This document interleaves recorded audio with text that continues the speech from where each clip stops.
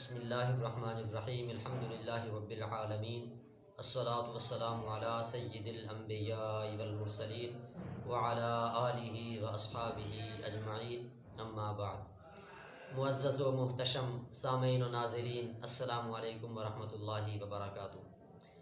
سلسلہ اربعین ختم نبوت صلی اللہ علیہ وآلہ وبارک وسلم میں اب تک 29 احادیث مبارکہ ہم نے بیان کر دیں۔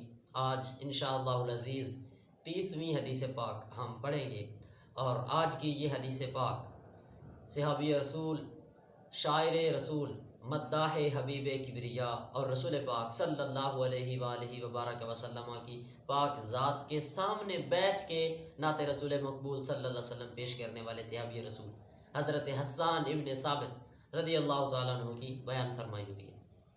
طویل حدیث ہے، اس میں آپ فرماتے ہیں کہ فَإِذَا يَهُودِيٌّ عَلَىٰ أُطُمٍ مِّنْ آطَامِ الْمَدِينَةِ، فرماتے ہیں میں دیکھتا ہوں کہ ایک یہودی مدینے کے ایک ٹیلے پہ کھڑا ہے، وَمَعَهُ شُعْلَةٌ مِّن نَّارٍ، اور اس کے پاس آگ کا ایک شعلہ ہے، آگ کا ایک شعلہ لیے یہودی مدینے کے ایک ٹیلے پہ کھڑا ہے۔ فَاجْتَمَعَ إِلَيْهِ النَّاسُ فَقَالُوا مَا لَكَ وَيْلَكَ، لوگ اس کے پاس اکٹھے ہو گئے، کہتے بھئی تجھے کیا ہوا ہے، کیوں تو ادھر کھڑا ہو گیا، کیا مسئلہ ہے؟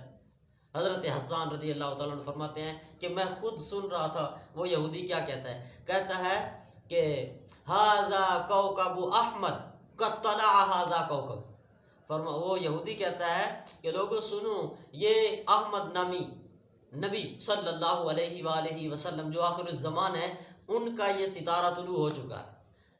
قد طلع ھذا کوكب، یہ ستارہ طلوع ہو چکا۔ وہ یہودی کہتا ہے کہ یہ نبوت کے ظہور کے علاوہ کبھی بھی نہیں چمکا۔ وَلَمْ يَبْقَ مِنَ الْأَنْبِيَاءِ إِلَّا أَحْمَدُ، اور اب انبیاء میں سے صرف احمد نامی نبی آخر الزمان صلی اللہ علیہ وآلہ وسلم باقی ہیں، اور ان کی آمد کا یہ ستارہ طلوع ہو چکا ہے۔